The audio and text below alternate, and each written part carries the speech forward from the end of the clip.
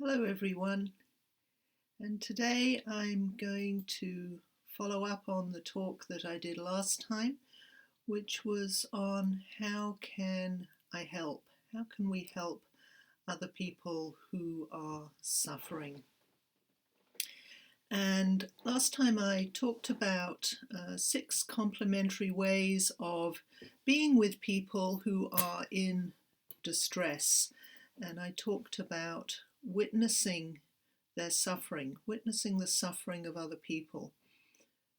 And then I talked about walking alongside them in their distress and making the point that the suffering of other people, like our own suffering, isn't necessarily something that passes away very quickly. So it's important to be able to walk alongside other people over time, metaphorically and perhaps literally, in their suffering.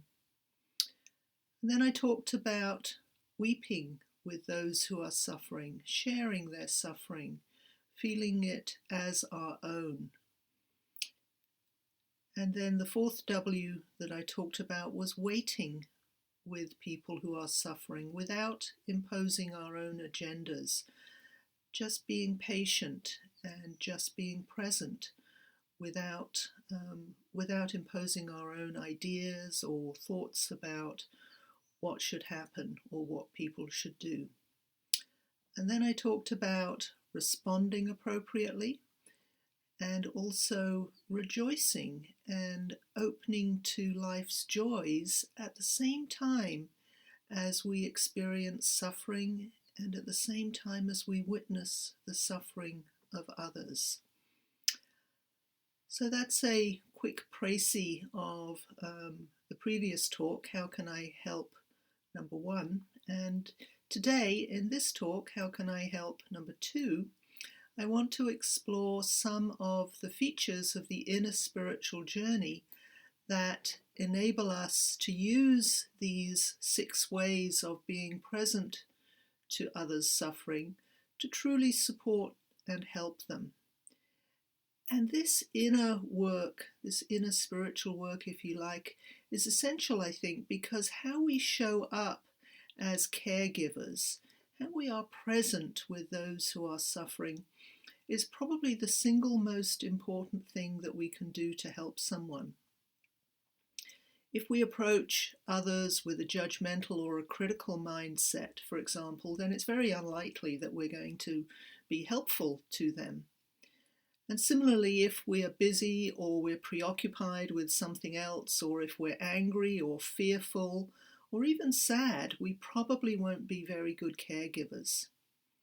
But on the other hand, if we're able to be present with other people who are suffering and offer them our warmth, our openness, our kindness, then we're much more likely to be helpful. And furthermore, I found that it's really impossible to fake your attitude in caregiving situations, or at least you can't fake it for long. So, for example, if you feel judgmental and you're pretending to be loving and kind, the other person will sense it sooner or later, for sure. So, as caregivers, as people who are bearing witness to the suffering of others, as caregivers, the quality of our presence is at least as important and maybe more important than what we actually do or say. To develop a genuinely open-hearted attitude to be with others' distress, we need to cultivate it intentionally in ourselves. And the first thing is that I think we must be willing to be with the suffering and discomfort of others as best we can. The willingness to be with their suffering and the willingness to feel it, because if we are truly with another person's pain, then it's quite inevitable that we will feel it to some extent. So we need to be willing to feel our own suffering if we want to truly be with others' suffering. But this can be really challenging. And yesterday, my brother-in-law, Robert, went through a 14-hour surgery to remove a malignant tumor from his sinuses and to have his face rebuilt afterwards. And it was a pretty tough day. It was a tough day, obviously, for him and his family, but it was also a tough day for me because sensing what he and his family were going through really threw me into having to be willing to face my own suffering about his condition. And I think it would have been much more difficult if I hadn't had my Buddhist tools to help, and if I hadn't already gotten to know my suffering in my meditation practice. So this kind of inner spiritual work, I think, really helps to prepare us to be with others who are in pain or suffering. And unless we do this kind of inner work, we're likely to react to others' suffering in the following ways. First of all, we may become detached or cool or aloof when we really can't bear to watch someone suffering. We can distance ourselves from the situation or the person in order to protect ourselves from being overwhelmed. And this detachment is a natural defense mechanism, and it's there for a good reason. Because if we get overwhelmed by suffering, we probably won't be able to function in the world. So if you find yourself kind of withdrawing from people who are suffering, don't judge yourself if this response kicks in.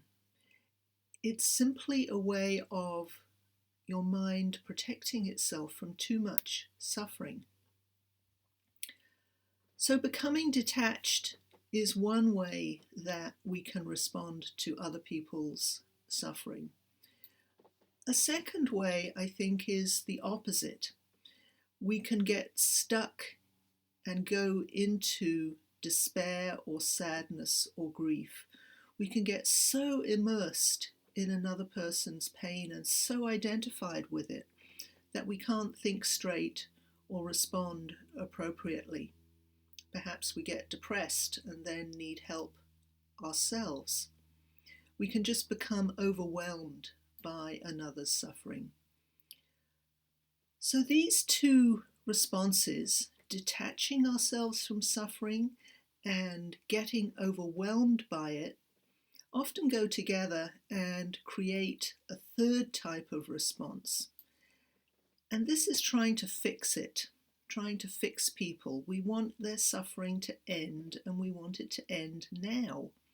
We want to make it better for them, and we feel that it's our job to make their suffering go away. And I think this desire can be very strong to make other people's suffering go away. And it's about trying to fix the situation. And when we do this, even with the very best of intentions, it's like we're saying, life shouldn't be this way, and I know how it should be. In other words, when we're trying to fix someone, we're sensing them, we're seeing them as broken or damaged or incomplete people, and we are having the presumption that we have the power and knowledge and the skills to make it better. Fixing says, I know what's best in this situation, and it can have a little arrogance attached to it. Wanting to fix and make the suffering go away can also fail to acknowledge the basic realities of life, especially life's impermanence and this pervasive nature of suffering. Now, as I mentioned, I think the wanting to fix response is a blend of the first two responses, detachment and total immersion. And this is because the wanting to fix response comes from our instinctive desire, the desire that humans have to want to help others, combined with that desire to protect ourselves from being overwhelmed by too much. So to really be with other people and support them while they're suffering, we need to navigate a way through these three responses. And this means going into our own suffering and developing compassion for ourselves. Tibetan teacher Pema Chodron says, in order to feel compassion for other people, we have to feel compassion for ourselves. In particular, to care about people who are fearful, angry, jealous, overpowered by addictions of all kinds, arrogant, proud, miserly, selfish, mean, you name it, you have to have compassion. And to care for these people means not to run away from the pain of finding these things in ourselves. This is exactly what I'm talking about, the pain of finding our own suffering. And of course, this is a lot easier said than done, because it means opening to all of that yucky stuff inside us, all of those parts of ourselves that we don't like and would like to get rid of. Yet this is the work that authentic caregiving requires, because it's only when we can truly be with our own suffering that we can be with someone else's. We need to be aware of our own distress, and we need to embrace it with compassion. Now, these two qualities, awareness and compassion, are often what are known as the two wings of mindfulness, and they work together, mutually reinforcing each other, and both are necessary for true caregiving. If we bring only the wing of mindfulness, if we only bring the wing of awareness to our mindfulness, we might see suffering and the beliefs that create it very clearly. But we might also make things worse by feeling angry or judgmental. And this is where the wing of compassion joins with the wing of awareness to create acceptance. Instead of pushing away or judging our anger or sadness at someone else's pain, compassion enables us to be softly and kindly present with it. And in the same way, awareness balances compassion. If our heartfelt caring for others begins to bleed over into pity or gives rise to despair, then awareness helps us to see the trap we're falling into. So being with another's suffering and truly helping them requires an awareness of our own suffering and the self-compassion to accept it. And in this way, our own inner journeys into suffering become the means for supporting others in theirs. And to do this, I've found it really essential to cultivate equanimity, this quality of balance. The Buddha described a mind filled with equanimity as abundant, exalted, immeasurable, without hostility and without ill will. Now this sounds like a really high bar to me, but even if it is, we can still cultivate equanimity and benefit from its gifts. Just over a year ago, before COVID, I was on retreat at the Spirit Rock Meditation Center, and in one of my meetings with a teacher, I was saying how difficult it was for me to bear witness to the suffering that resulted from the actions of the previous president's administration, and to not get furiously angry. And the teacher looked at me and said very quietly, "The only way I have survived the past 3 years is by practicing equanimity." And that's when I really started a serious equanimity practice of my own. And in those brief moments when I do feel equanimous, I can feel someone else's suffering, but I don't either detach from it and I don't get overwhelmed by it. I still experience their suffering very deeply, but there's less attachment or aversion to it, so it can pass through. I can breathe in the suffering and then I can breathe it out. And to cultivate equanimity in the face of suffering, I found 4 things very helpful. The first of these is recognizing that there is a very important distinction to be made between feeling someone else's suffering and the wish for them to be free of it. Feeling another's suffering does provide a basis for cultivating compassion, but on its own it is not compassion. It's only a contemplation of another person's suffering. Compassion itself is that desire to alleviate the suffering, to be of genuine help and support to someone. In this way, the mind state of compassion is not the suffering itself, but rather the desire to stop it, to alleviate it. And when I first realized this, it was like a light switch went on for me. And Venerable Analayo puts it very well when he says, drawing a clear distinction between the realization that others are suffering and the wish for them to be free from suffering is important, since mentally dwelling on the actual suffering would be contemplation of dukkha, in other words, suffering. So it's the first thing that I think is really helpful, is to distinguish between feeling another person's suffering and the wish for them to be relieved of it.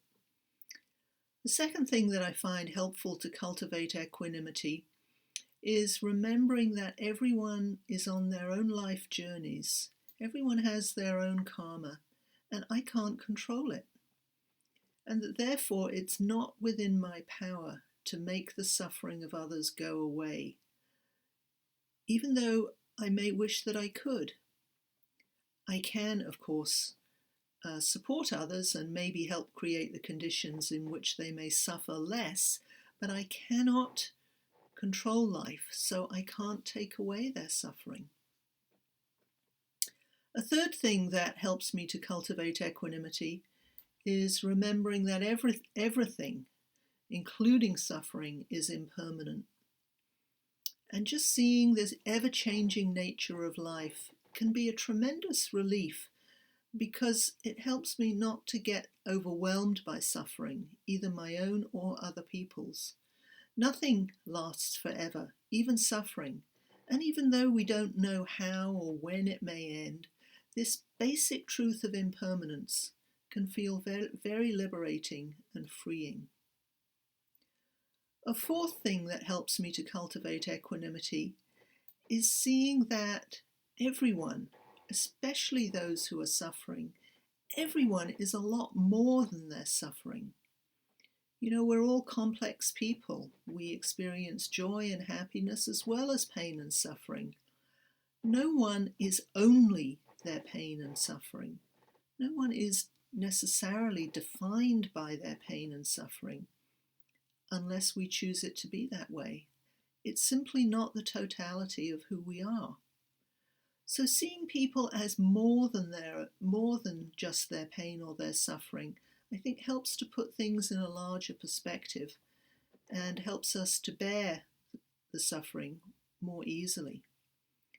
So these 4 points, the distinction between feeling someone else's suffering and the wish for them to be free of it, understanding that we can't control the lives of others, really appreciating impermanence, and lastly, seeing that people are more than their suffering, was summarized very nicely, I think, by Jack Cornfield, who says this about equanimity. He says, equanimity is the willingness to be in life and to be spacious and open, to have a vast perspective and say, yes, I am here, showing up, caring and loving, but I'm not in control of this game. So to wrap this up, I think truly helping others who are suffering requires caregivers to find a way through their own mental patterns of detaching from the situation, getting overwhelmed by it, and trying to fix it. This is the inner work of entering our own suffering by cultivating an awareness of it and by developing self-compassion. These are the two wings of mindfulness, and they lead to a deep sense of equanimity that can help us to truly support others and be present to their pain and suffering.